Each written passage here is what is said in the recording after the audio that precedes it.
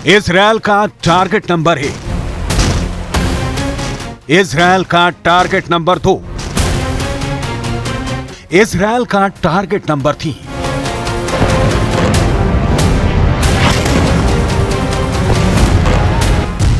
Gaza में Hamas के खिलाफ शुरू हुई जंग का विस्तार अब हिजबुल्लाह तक हो गया है। हिजबुल्लाह और हमास के साथ ईरान दीवार की तरह खड़ा है और इजरायल का दुश्मन नंबर 1 बना हुआ है। इजरायल के खिलाफ पूरी दुनिया में मुहिम चला रहा है। हमास के गोदाम ईरान के हथियारों से भरे पड़े हैं। वहीं हिजबुल्लाह का बैकबोन भी ईरान है। हमास, हिजबुल्लाह और ईरान की तिकड़ी इजरायल के लिए सबसे बड़ी चुनौती है। इजरायल का दावा है कि वो इस तिकड़ी को तोड़कर दम लेगा।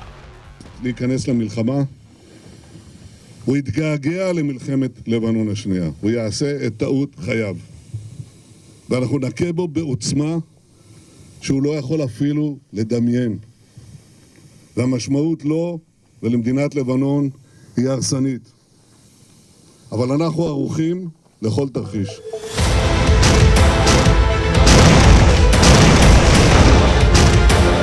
हमास पर रोज बारूद बरसा रहे इजरायल ने अब हिजबुल्लाह के खिलाफ भी जंग छेड़ दी है। सिर्फ यही नहीं, इजरायल सरकार के एक मंत्री ने ऐलान किया है कि इजरायल ने कसम खाई है अगर हिजबुल्लाह हमास के साथ शामिल हुआ तो वो ईरान पर हमला करेगा और ईरान का फन कुचल कर ही मानेगा।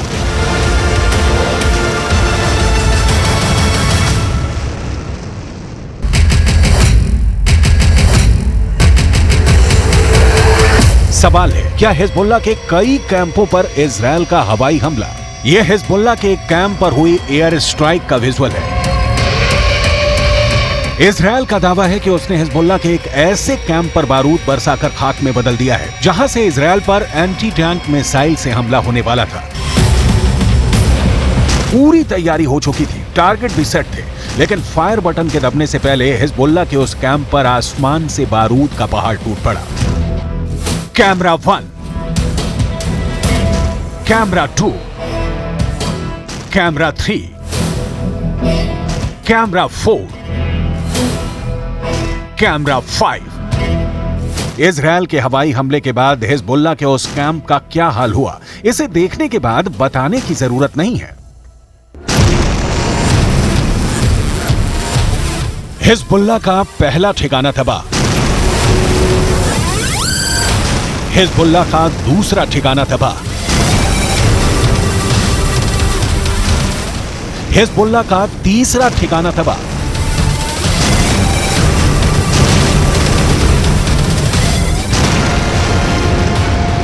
इजरायल की सेना का दावा है कि उसने लेबनान बॉर्डर पर हिजबुल्लाह के उन ठिकानों को चुन चुन कर निशाना बनाया है जहां से इजरायल पर हमला करने की तैयारी थी। दक्षिणी लेबनान इलाके में बने हिजबुल्लाह के इन ठिकानों पर एंटी टैंक मिसाइल लॉन्चर रखे हुए थे और सभी लॉन्चरों का मुंह इजरायल की तरफ था।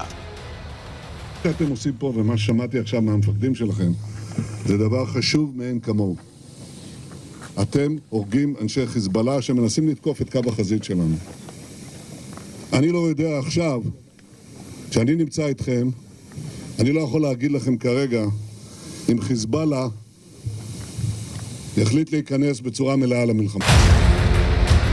आईडीएफ का कहना है कि लेबनान से इजरायल की ओर आ रहे एक ड्रोन भी रास्ते में ही मार दिया गया है। इजरायल ने यह काम अपने असरदार आयरन डोम से किया है। हिजबुल्लाह इजरायल का बहुत बड़ा दुश्मन बना हुआ है। वो बार बार इजरायल पर मिसाइल और रॉकेट से हमले कर रहा है।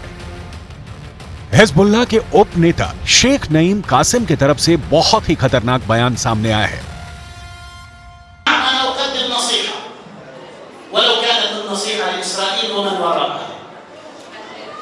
هزمتم شر هزيمة في طوفان الأقصى اكتفوا بها وتوقفوا حتى لا تكون لكم هزيمة أخرى من خلال المتابعة التي ستتابعونها لا أمل لديكم بالنصر।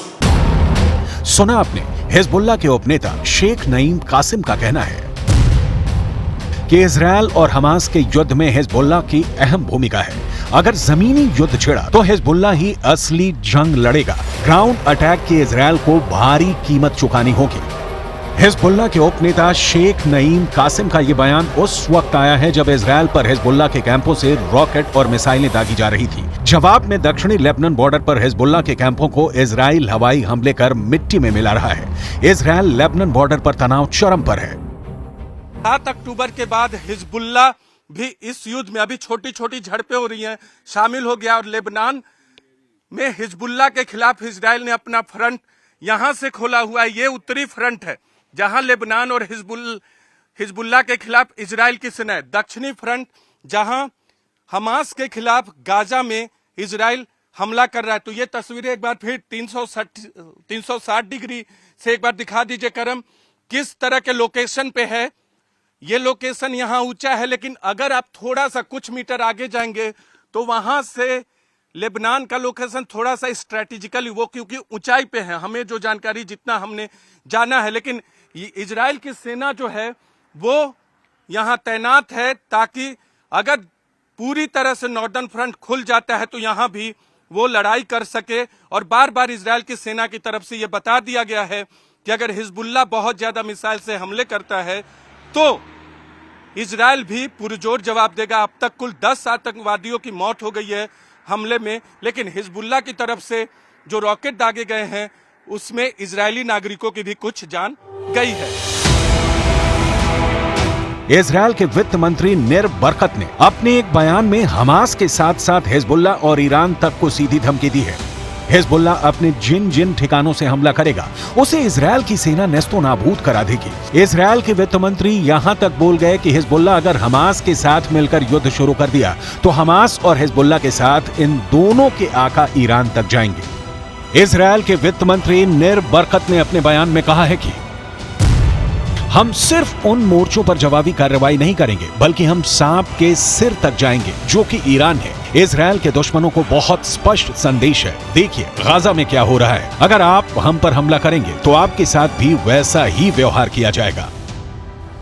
इजरायल और हमास के युद्ध में ईरान हमास के साथ खड़ा है। हिजबुल्लाह ने भी हमास का समर्थन किया है। ऐसे में अगर गाजा से इजरायल की जंग और आगे बढ़ती है तो इसके तेहरान तक पहुंचने में भी देर नहीं लगेगी।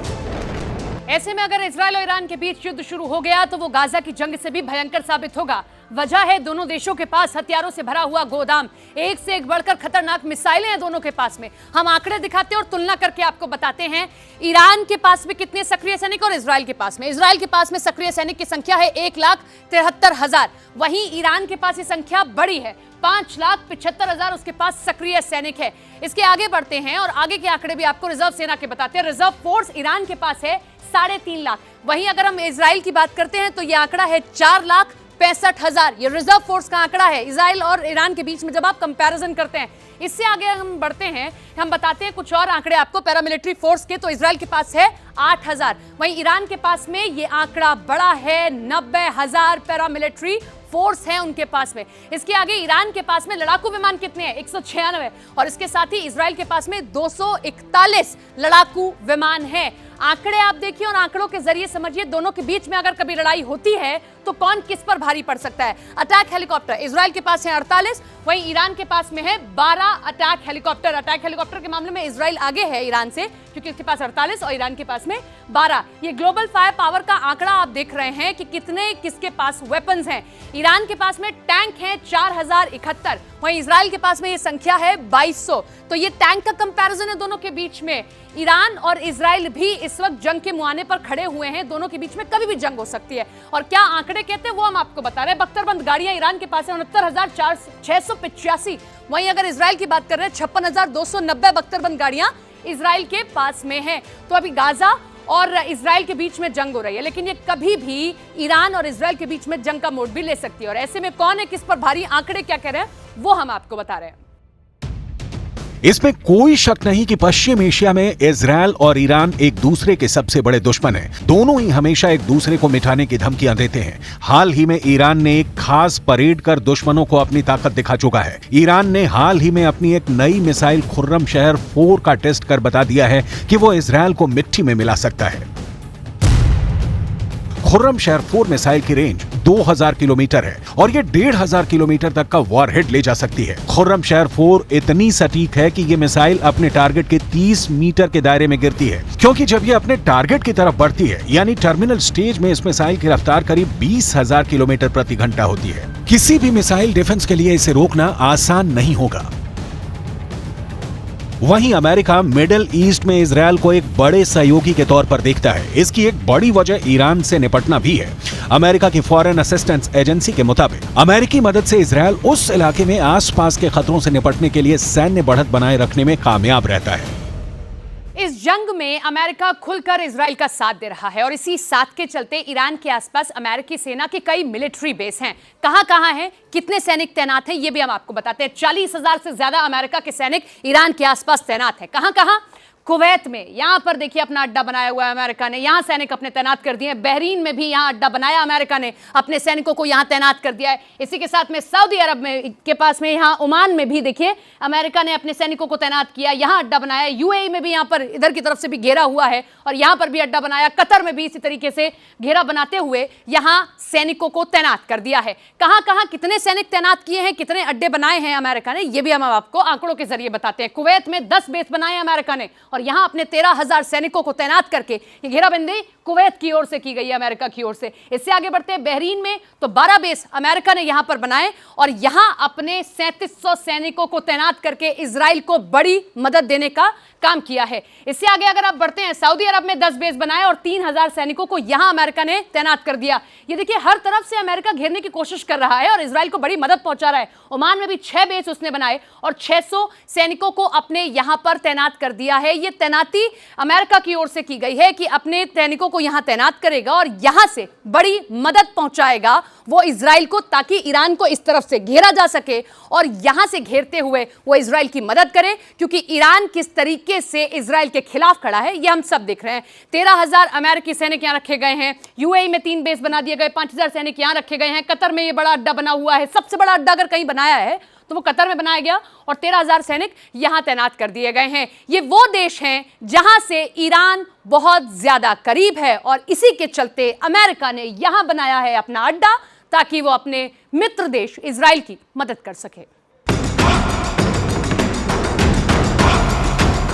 इसमें कोई शक नहीं कि इजरायल की फौज जिस तरह से गाजा को हजारों टन बम मारकर समतल कर रही है, इसने ईरान को बहुत ज्यादा बेचैन कर दिया है। हिजबुल्लाह की नींद उड़ गई है। लेकिन अगर जंग ईरान तक पहुंच गई तो अमेरिका को युद्ध में खुलकर आना पड़ेगा। अगर जंग का तापमान ऐसे ही बढ़ता रहा तो हमास और इजरायल के बीच शुरू हुआ युद्ध ईरान और अमेरिका के भिड़ंत में बदल सकता है, जो तीसरे विश्व युद्ध का आगाज साबित हो सकता है। ऐसे में यह कहना गलत नहीं होगा कि हमास से हमदर्दी ईरान के लिए सरदर्द साबित होने वाली है।